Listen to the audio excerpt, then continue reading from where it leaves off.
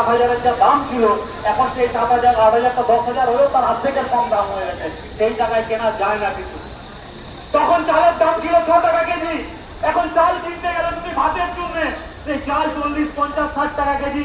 এক ফুটো ভাত ঘরে ছোট বাচ্চাগুলোর মুখে তুলে দিত, হিমশিম খেতে হচ্ছে আমরা যারা এই সমস্ত শিক্ষার সাথে যুক্ত। তাহলে আমরা বেতন বৃদ্ধির কথাটা বলছি, আমরা বলছি শুধু বেতন বৃদ্ধি না, এই যে অসংখ্য পুলিশদের তো আপনারা যারা পার্মানেন্ট আছেন, তেমনি সিভিক পুলিশ আছেন, গোটা রাজ্যে চুক্তিভিত্তিক কর্মীদের ভরে গেছে। আর বেশিরভাগ রাজ্যবাসী গরিব, বাইরের রাজ্যে কাজ করছে। সেই গরিব ঘরের ছেলে মেয়েগুলো পড়ানোর জন্য যে সরকারি স্কুল, সেই গরিব ঘরের ছেলে মেয়েগুলোকে পড়ানোর জন্য এসএসকে এমএসকে সব বন্ধ হয়ে যাচ্ছে। সরকার বলছে একটা এমএসকেও যেগুলো বন্ধ হচ্ছে আর খুলবো না।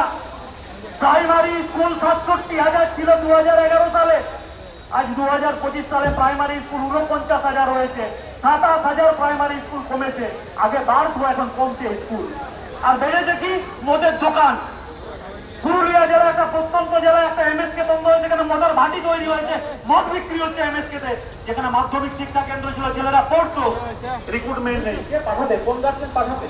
আমরা সেই শিক্ষা প্রতিষ্ঠানগুলো খুলে রাখার দাবি করছি। আমরা দাবি করছি এ রাজ্যের প্রায়, আমরা হিসেব করে দেখছি, প্রত্যেকটা ক্ষেত্রে ছাত্র কমছে।